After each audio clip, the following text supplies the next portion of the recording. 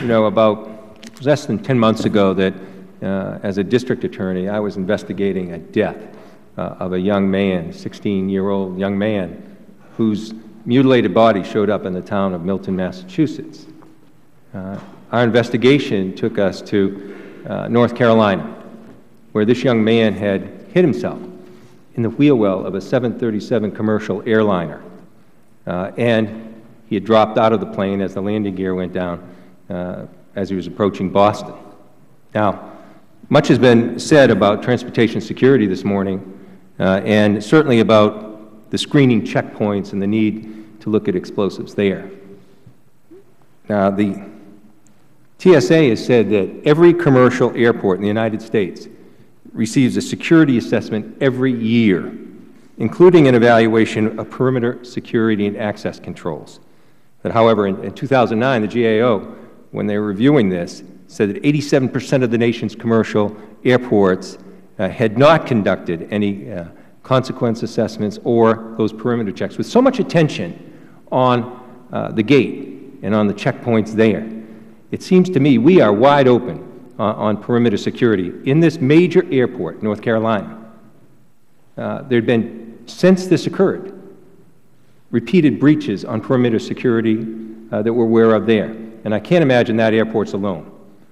How would you assess our ability dealing with perimeter security around our airports? They could have easily, if he put his own body in that wheel well, he could have easily placed explosives there if he was a person.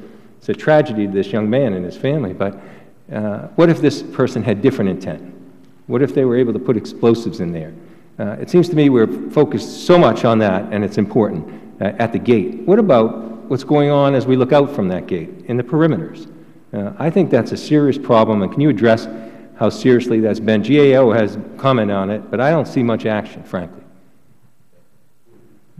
Our recommendations have been more that TSA needs to do joint vulnerability assessments with the FBI on the perimeter security issues, but that this hasn't been done in a lot of cases, and we've made recommendations along those lines. The other issue is the screening of workers who have access to the facilities on a regular basis, and we believe that that issue needs to be addressed as well. I'd be happy to provide our specifics for the record.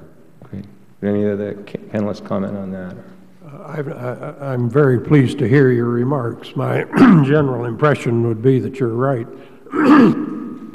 Perimeter security is still a great vulnerability, so I would be supportive of efforts to make more inspections and bulk up our efforts at perimeter security. You know, there's so many areas of vulnerability, and yeah. we've concentrated a lot on the ones that we think are the greatest risk, but others keep popping up, and you've put your finger on an important one. I think aviation, to the best of my knowledge, is a target area. I suspect it still comes up on the reports that the intelligence community has as a potential target.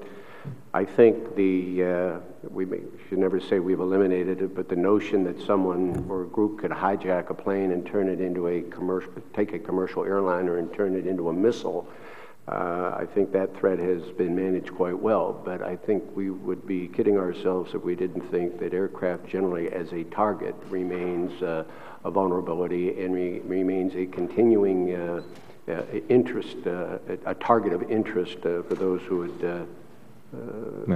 would bring us harm. Thank you. Thank you. What's more frightening is we went back and looked at the videotape, and even knowing he had done it, they still couldn't see him do it afterwards. Just a quick question, if you can. Maybe it's a yes or a no, since my time's limited. Secretary Napolitano, just a few months ago, told this committee that since 9/11, she considers the current period the most dangerous since 9/11 that we're in now, and she thinks it's at its most heightened state. Would you agree? Well, certainly the Secretary has access to more intelligence information than I do at the present time, but I think there is a new dimension that complicates her world and the challenges associated with this country, and that's the homegrown terrorist.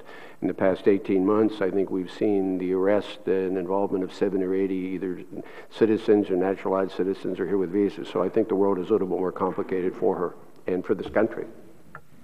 Great, thank you. I'm not aware of any immediate specific warnings, but of course we found in the trove of information we got from Osama bin Laden's raid their interest in doing something on the anniversary of 9/11. So I understand that our security officials have ratcheted up the security levels quite a bit for the next few days. That seems to me to be entirely appropriate because the intent here has been expressed. It's been expressed in the information we got from Osama bin Laden's hideout.